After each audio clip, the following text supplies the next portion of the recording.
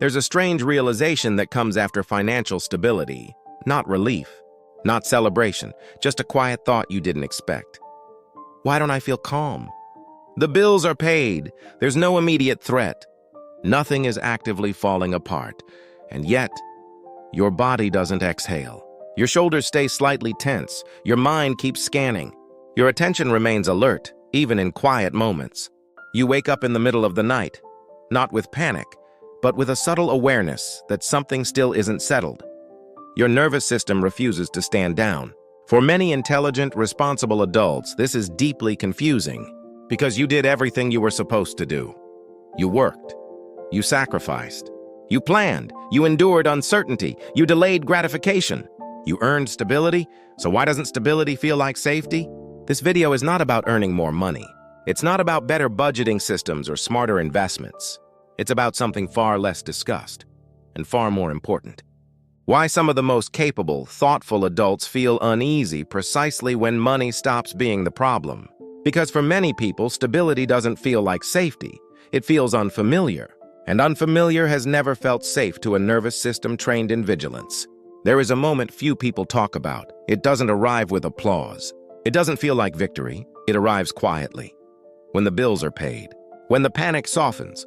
When, for the first time in years, nothing urgent is chasing you. And instead of relief, there's a strange sense of absence. For a long time, struggle wasn't just something you endured. It organized your identity. Pressure gave structure to your days. Scarcity gave meaning to your effort. The tension itself told you who you were. Someone responsible, someone alert, someone resilient, someone needed. Survival mode isn't just stressful. It's clarifying. It tells you what matters. It removes ambiguity. It gives you direction. So when financial stability arrives, it removes the external enemy. No overdue notices, no looming collapse, no urgent threat demanding your attention. And suddenly, a question surfaces, one survival mode never allowed you to ask. Who am I when I'm not fighting something? This is where many intelligent adults feel disoriented, not because they miss chaos, but because they miss the version of themselves that chaos called forth. The focused version, the driven version, the purposeful version. And so unconsciously, something begins to happen. They overwork again, even when they don't need to. They say yes to pressure they could refuse. They create urgency where none exists. They take risks not aligned with growth, but with sensation. Not because they're reckless, because their nervous system learned to associate pressure with purpose. This discomfort is often misnamed as ingratitude, but it isn't. It's not a mindset failure, it's an identity transition. You're moving from survival-based meaning to self-authored meaning, and that gap can feel empty before it ever feels free. Long-term financial pressure doesn't just shape beliefs, it trains the body. Years of vigilance elevate cortisol and adrenaline patterns. Decision-making becomes reactive, attention becomes threat-oriented. The nervous system learns one rule: calm means danger hasn't arrived yet. So when stability appears, the body doesn't celebrate, it scans. Silence feels suspicious. Stillness feels unfinished. Rest feels temporary. The mind asks, what am I missing? This is why many people feel uneasy precisely when things are fine. And often they respond by optimizing. More tracking, more planning, more control, more mental rehearsal. But strategy cannot soothe a system trained in threat. Here's a simple diagnostic question. When nothing is financially wrong, do you feel peaceful or restless? If the discomfort is physiological, no amount of planning will resolve it. Because the issue isn't uncertainty in your finances, it's uncertainty in your nervous system. Learning how to exist without constant alertness is a skill many adults were never taught. Safety for them was never modeled as relaxation. It was modeled as vigilance. And unlearning vigilance takes time. Survival shapes choices, careers, schedules, relationships, even personality traits. Under pressure, smart people choose what works, not what aligns. They tell themselves, this is temporary. I'll rest later. I don't have options right now. And for a long time, that story is true. Survival demands pragmatism. But when financial pressure lifts, the no-choice narrative dissolves. And what remains is the life structure you built under constraint. The job you tolerated, the routines you endured, the compromises you normalized. This is when resentment appears, without a clear target. Nothing is technically wrong. yet something feels off. You might feel fatigue without explanation, irritability without cause, a subtle longing you can't name. This isn't a discipline problem, it's a permission problem. You are transitioning from endurance to authorship, from doing what was necessary to asking what was necessary to asking what is coherent. And that question can feel destabilizing if your identity was built on endurance. Because endurance is clear, authorship is ambiguous, and ambiguity requires internal trust, something survival mode rarely develops. Stability doesn't just bring relief, it becomes something to protect. "I'm okay now" quietly turns into "I must not fall." Loss aversion intensifies after success, while not before it. The fear is no longer failure, it's regression. Returning to instability feels unbearable because you remember what it cost to escape it. And this creates subtle psychological shifts: over-control, emotional rigidity, avoidance of experimentation, reduced tolerance for uncertainty. You become more careful, but sometimes also more fragile. The very safety you worked for begins to shrink psychological flexibility. Here's the paradox few people see.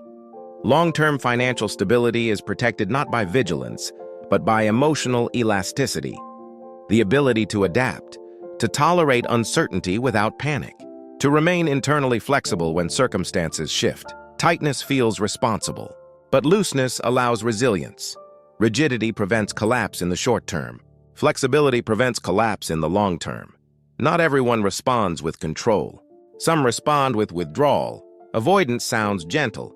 "I'll deal with it later." "I just don't have the energy right now." "I need to think more before deciding." Small decisions get postponed. Small problems grow quietly. Bills sit unopened. Investments remain unreviewed. Plans stay undefined. This is not irresponsibility, it is protection. For many adults, looking directly at money activates old shame. Shame tied to expectations formed decades ago about where you should be by now. Avoidance reduces exposure, and exposure feels dangerous to identity. So the nervous system chooses relief over clarity, not because you don't care, because your system learned that confrontation equals emotional threat.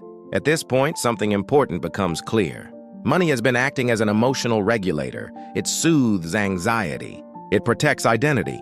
It signals worth. It creates perceived control. This is why financial behavior feels so hard to change.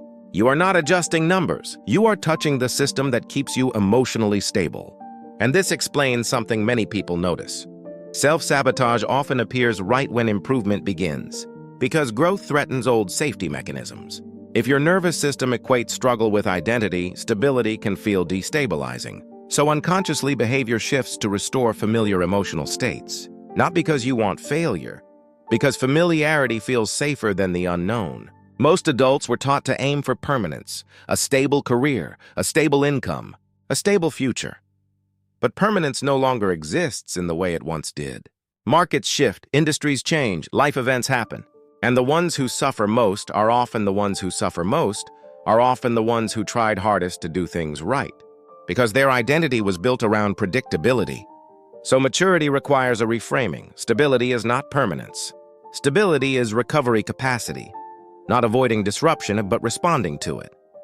The question changes from, "How do I prevent loss at all costs?" to, "How well can I respond when change happens?" This shift transforms behavior, from rigid plans to flexible systems, from fear-based decisions to adaptive decisions, from control to trust. Internally, something softens. Money decisions become calmer, not because risk disappears, but because identity is no longer hostage to control. You begin to trust your ability to navigate change, not eliminate it. And that trust creates psychological space.